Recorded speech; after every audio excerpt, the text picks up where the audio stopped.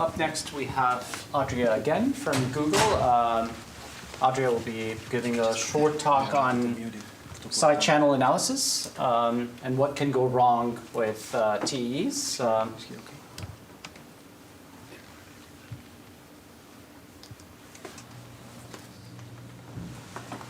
Hello, hello. Okay.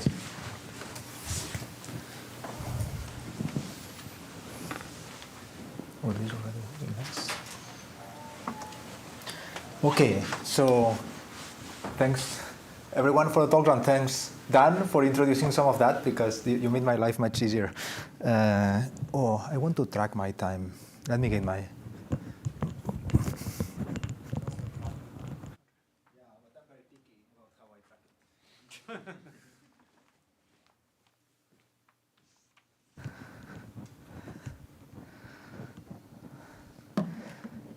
So I'm going to be presenting work on this space, very recent work with a group of people from CISPA and Google, and this was great. It was like we sort of the privacy / crypto people, met all the side channel analysis people, and it was a very, very enriching experience, and they are great, and we keep collaborating. So stay tuned.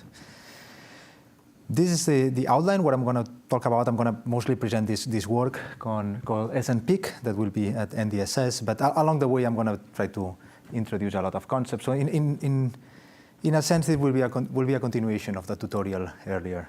So feel free to ask high-level questions. That's perfectly fine. So we're going to start with what is a CVM.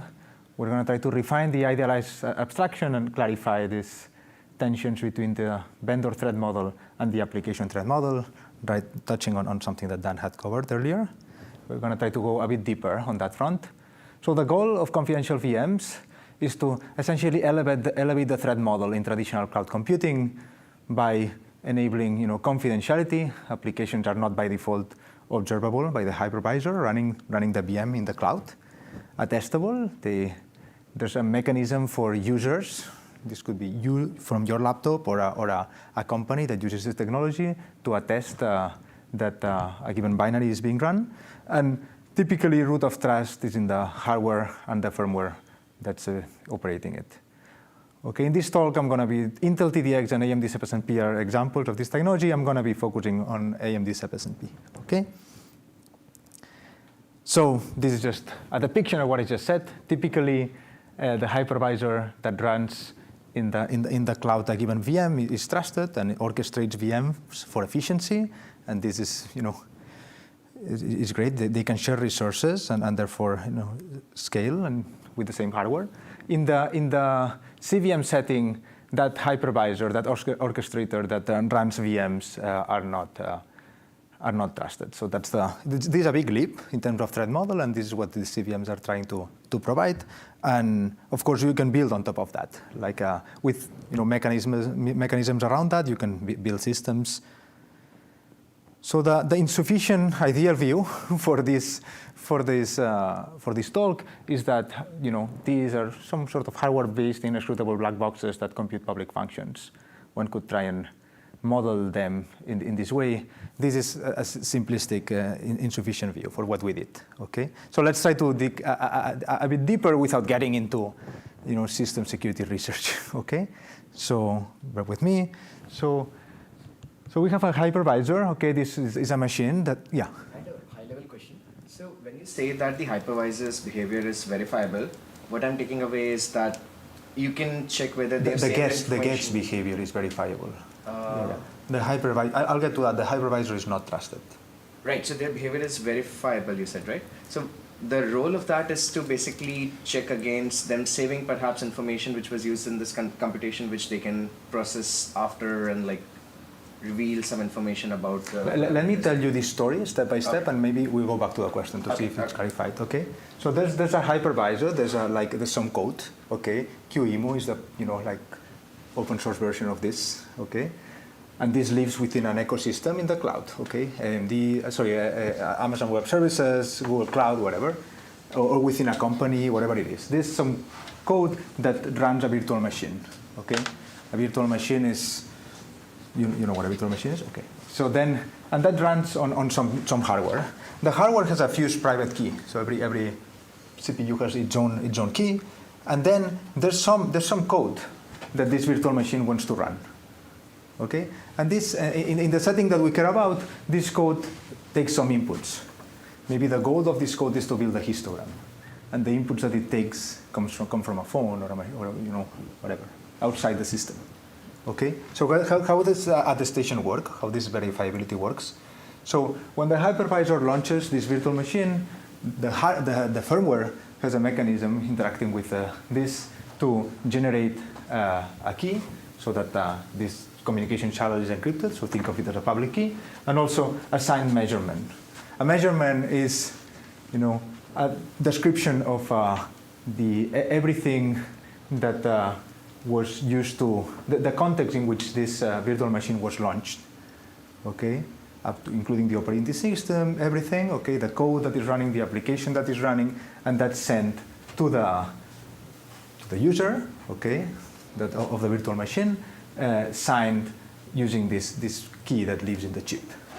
Okay, that's the intended usage in this context. So what happens next?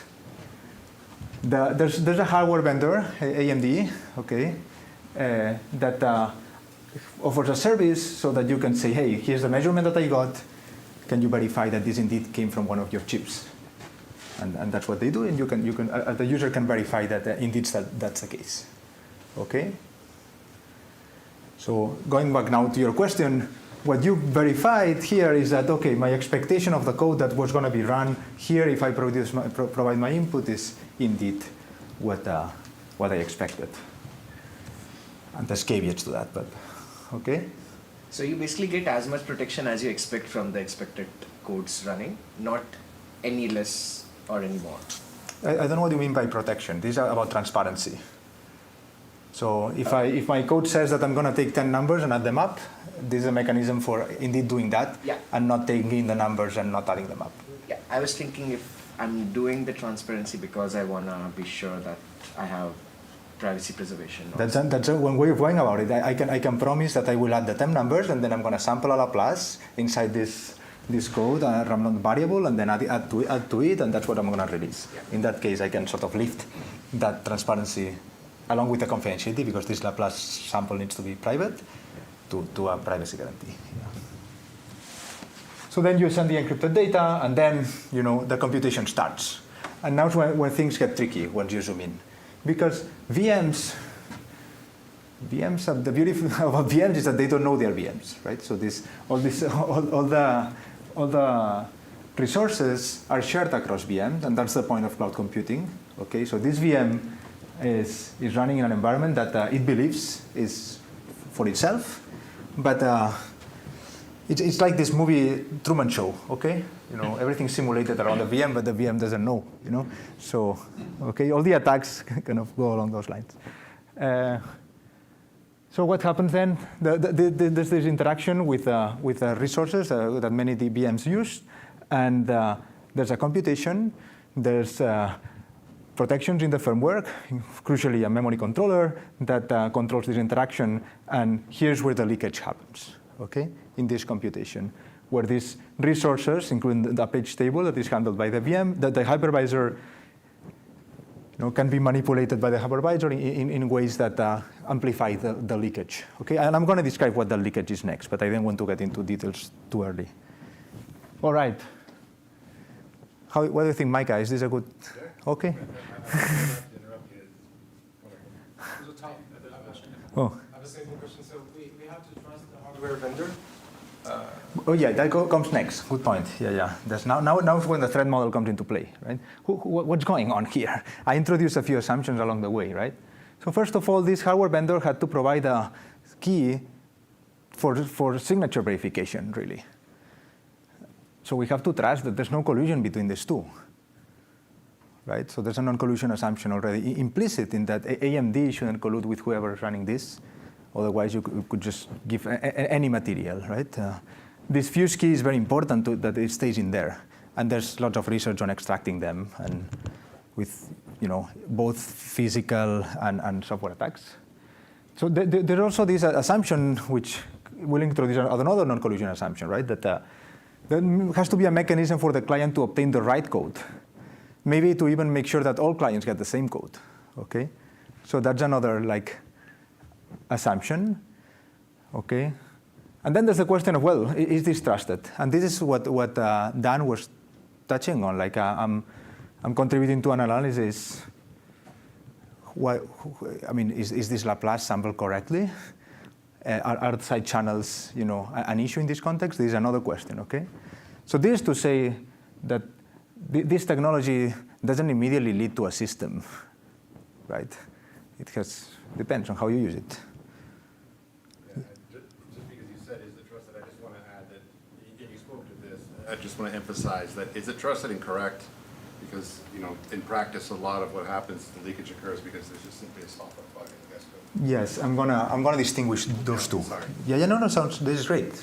Keep going. Yeah. I have a naive question. So the guest code, are there formal ways to verify what you call being trusted and being correct? Like you said, the Laplace thing might not be implemented correctly. Are there formal methods to verify? Yeah, there's auditing methods as well as formal methods. Yeah.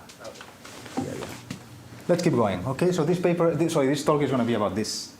Okay, so forget about the others. For the purpose of the talk. So this is the threat model in the eyes, and that's where things get tricky. Threat model in the eyes of the vendor. Okay, so AMD, SEP, they say, if you want to use this and achieve the promises so that we can deliver the promises that we deliver, we assume that you have to trust the hardware and the firmware. Okay, and of course we trust the VM, the code that the VM runs, because that's for you, the customer, to decide, right? So that's their point of view. Side channels, they say, we cannot protect against all of them.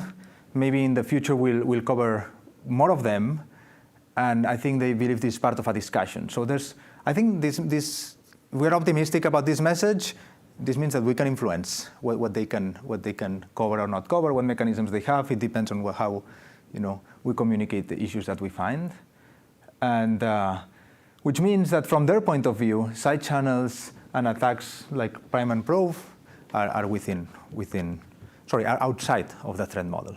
Okay. So what are side channels? We're going to get into that now. So I said throughout this competition, an adversarial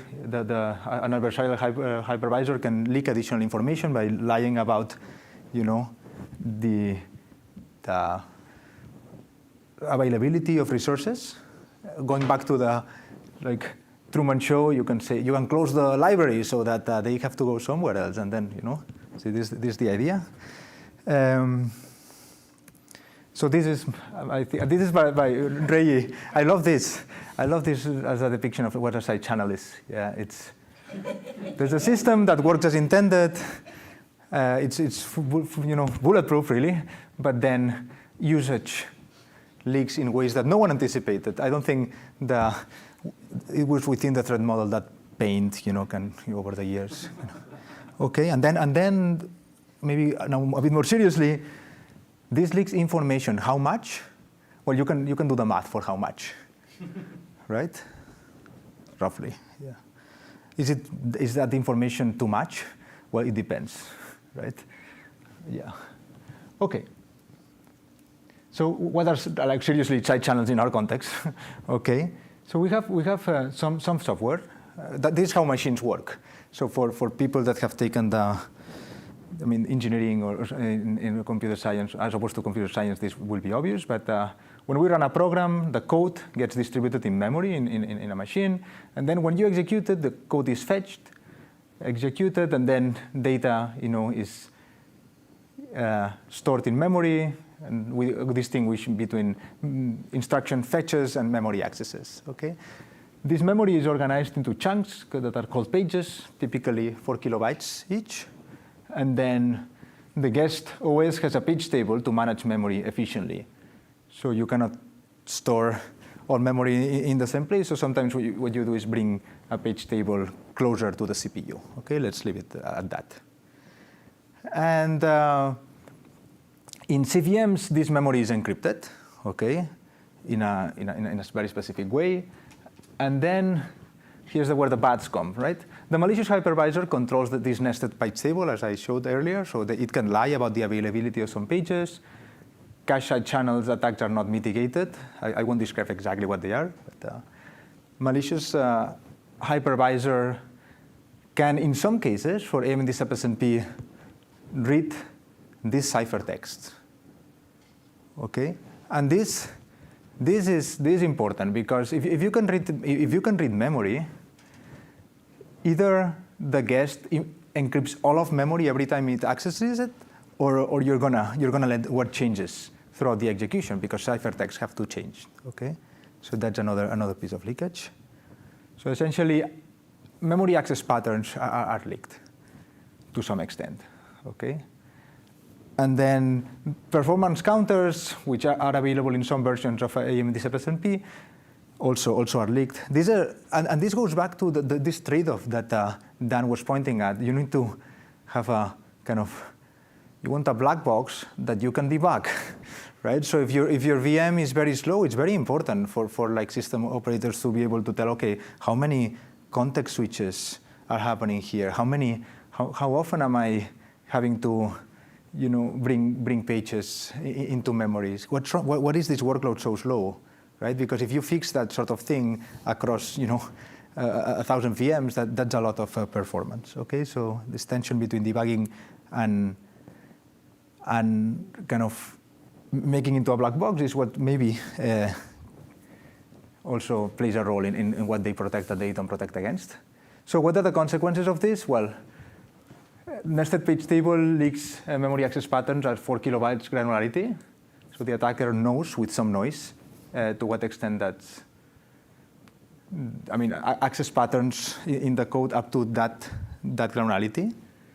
And I wrote approximately knows because when the hypervisor misbehaves, this induces some slowdown that can be significant. That's why that also motivates this research. Like there's discussions in terms of to what extent this is an issue. Is this too much? It depends on the workload, depends on the hypervisor. But we wanted to really look and be like, okay, is it too much for our applications, right? And not forever, argue around this 4 kilobytes number. Side channels roughly do the same with more noise for 64 bytes.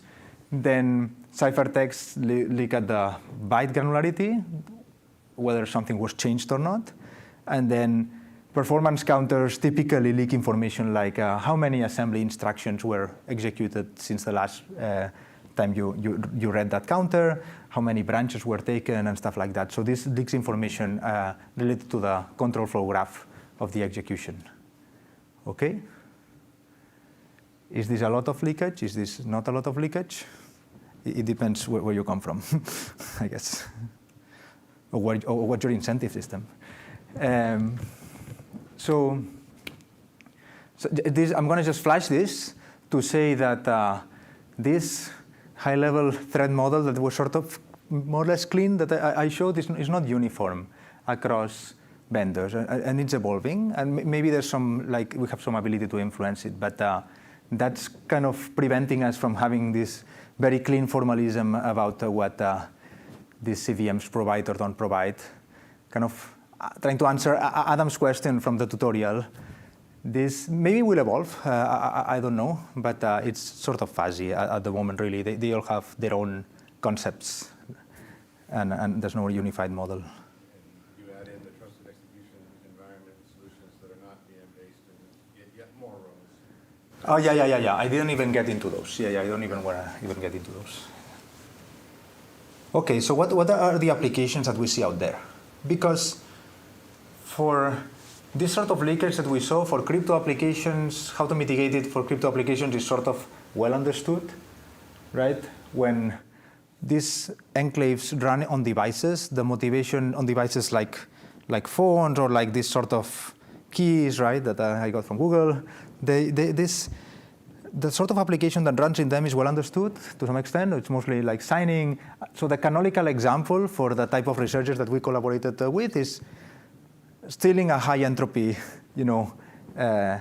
object, right? Like an RSA signing key. So that's a very well-defined attack, while defining attack, what's a valid attack for applications that involve dealing with user data is different, okay?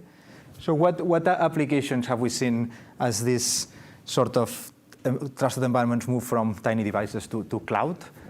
So there's federated learning. I saw a post from Meta. Histogram computation is something we definitely do, as Dan presented at Google. LLM inference is also there. I've seen it at Apple, announced by Apple, also Google. And then everything I said applies to, I don't know how many startups. I didn't even, yeah. And then joint data analysis is another one, very well advertised, okay? So, and in all cases, the target security guarantee is something along the lines, well, we withstand a corrupted host. Okay, so let's, so what can go wrong? So we already covered this. There's many things that can go wrong, but we don't care about all of them in this talk. So the guarantees of the chip could be broken. This is something that Dan also alluded to. There's this cache warp attack that came out last week. It's very nice. It was won by one of our collaborators. It's worth checking out because it's also simple.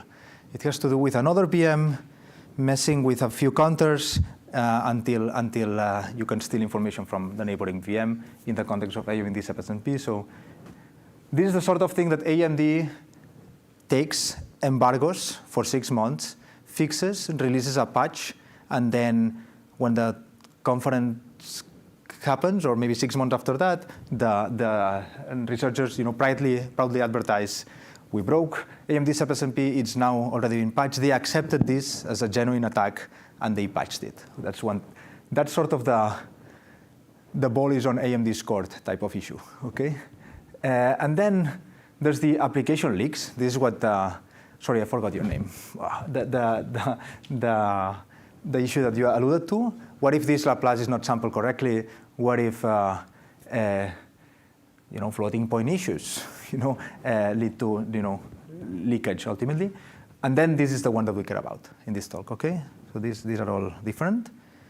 Ultimately, there's this gap between what the confidential VM threat model is and what the application wants to guarantee. In the setting of crypto applications, this is understood, not so much in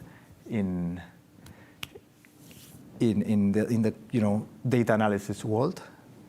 And we wanted to kind of explore this gap and see what are the mitigations. Are these attacks real? Maybe this gap is just so narrow that it doesn't really matter. Okay, that's what we did in this work. Any questions so far?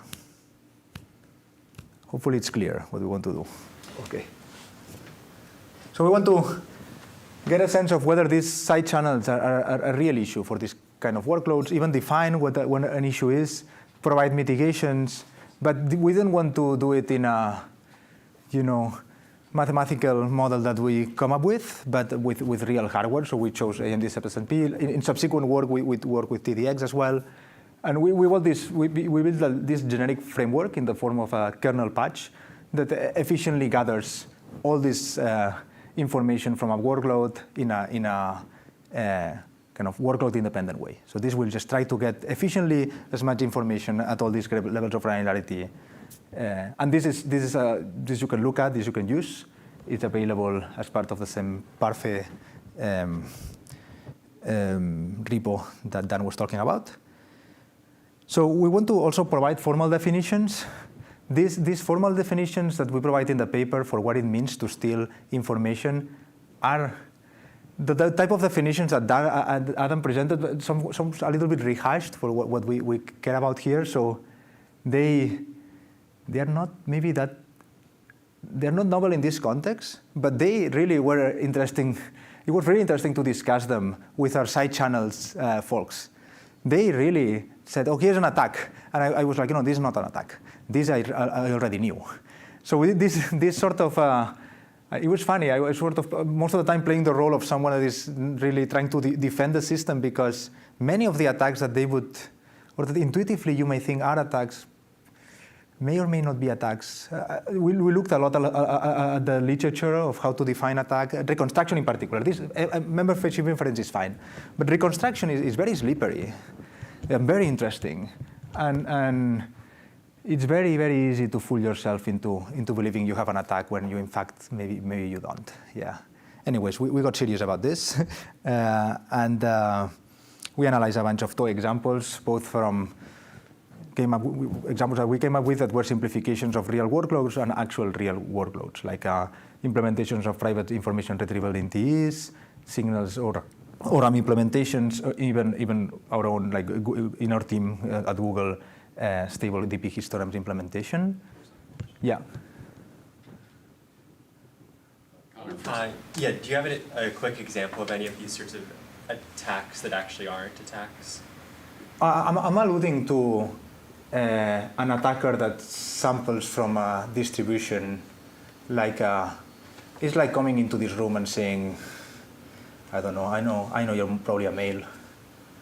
Someone that looks at the title of the workshop and says, you're likely a male. I learned that from you, about you. Maybe Is that an to attack? make it very silly, like if I can complete what have you been with up to, you might think, oh, you're reconstructing a training example, but like a lot of people have that training example and you should be able to do this completion. Like it is a successful reconstruction, but it's not really an attack. Reconstructions that don't have to look at the data are not You could have reconstructed it without even looking at the data. These types of attacks are, it's often hard to define baselines, I think, right? Like that's one of the issues. Correct. And going through papers, you see how many of them are like, yeah, go ahead. Yeah, I was going to ask a different question. Like you mentioned looking at an ORAM implementation. I might misunderstand here, but isn't sort of ORAM the thing that would naturally be the sort of, isn't ORAM designed to handle these side channels? You're right, and this is a little bit of bait. There was a little bit of bait in there, so I'm glad you brought this up. So it depends on the granularity. So we ran it out of curiosity because we could run anything, right? We could just generate framework, and we train an LSTM to look at these traces and try to win at a game. And it won because turns out that it's fine if you don't have ciphertext visibility. If your side channels are up to 16 bytes, and then your ORAM blocks are well defined with respect to the side channels, then you're fine. But sometimes that's not the case. So you have to really align your ORAM implementation with your leakage model. Oh, interesting. And that's what happened. Yeah. And we didn't anticipate it. It was like, oh, is there a bug? Oh, no, turns out ciphertext visibility doesn't work well with ORAM as it comes. You have to work on it. Yeah. Adria, The issues there can be like this is getting tricky. okay, I don't want to take your time. I don't want to take you too much. I don't want to slow you down too much. But like I want to ask one other question, which is, for specific program, like is it do you have sufficient conditions on the program that would mean these side channels don't like leak information? So for example, suppose the program's use of memory is data oblivious. You know, it's a one pass, you know, runs through the code, like something like that, and only applies code that's small enough to fit in the like CPU of the TE kind of thing, inside the TE or something like that. Like, are there sort of relatively simple and you know, a relatively simple abstraction that says if you stick to this abstraction and actually implement it, then you're okay? Yes, in theory, not in practice. Sorry. Like this happened to us. We were seeking that sort of model, but there's a mismatch in thread models, and but typically the data obliviousness is a good idea. Also, one has to be in these sort of workloads, and that I'm talking now a little bit about mitigations. Mm-hmm. In that sort of workloads, data obliviousness is just an overkill that kind of won't scale. So differentially private data obliviousness for some workloads may make sense, and that's what one can try and do. Nice. All right, thanks. Sorry, I didn't want to... No. This is great. This is exactly.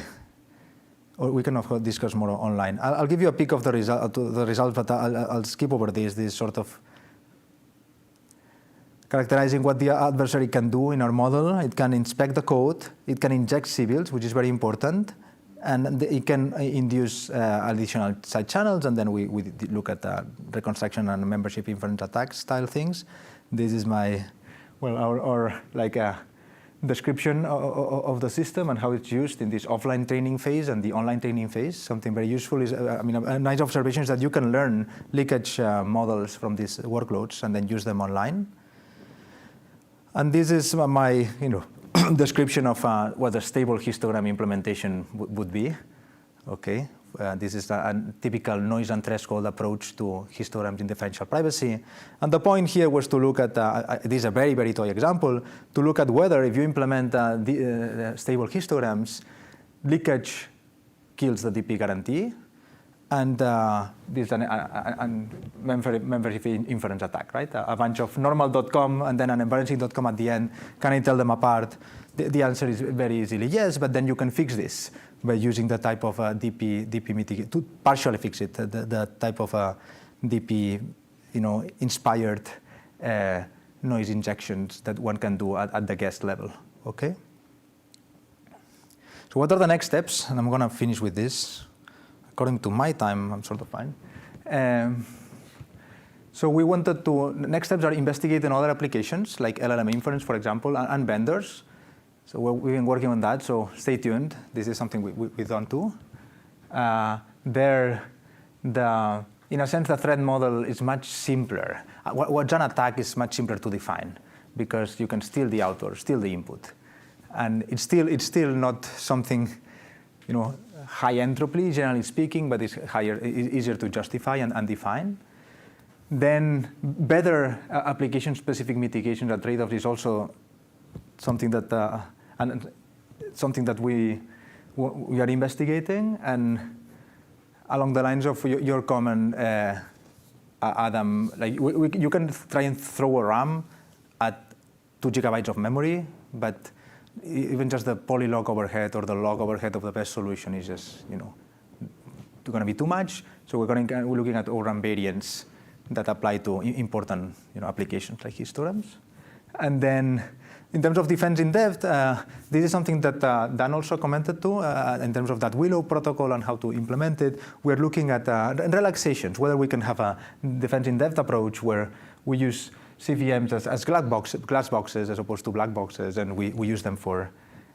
This is my kind of, in my mind, nice way of saying using them for attestation, but not necessarily confidentiality, which may or may not be a good idea, but this is what we're investigating. And then where we can fall back in terms of the T being broken to semi-honest MPC, for example, in the spirit of the definitions that I gave in the tutorial. And then a drawback in this regard is reduced expressivity, but maybe that's fine in situations where we want like very good security and privacy. And this is it. Okay. Yeah. I think. I was wondering, it's a high-level question. So if you restrict like the computations you do on your VM, let's say there's only summation that you can do, shouldn't it make it easier to verify, make it harder to attack in some way? We don't care about any computation, right? It's only one that we care about. Yeah, this was the approach that was taken in earlier generations of that generally speaking. So if you talk to Micah, he'll tell you about SGX, where the goal was to restrict the computation that can be done inside these settings. That has its own issues, which led vendors to this more general setting where a confidential VM can be totally. But for sure, if you can limit what can happen there, this can help. But we can talk more offline. I said, yeah. But what's my?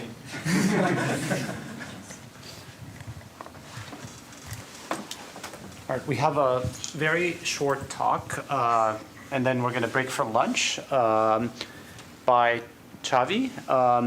She's doing a lot of cool work on cross-site OFL, and she actually has surveyed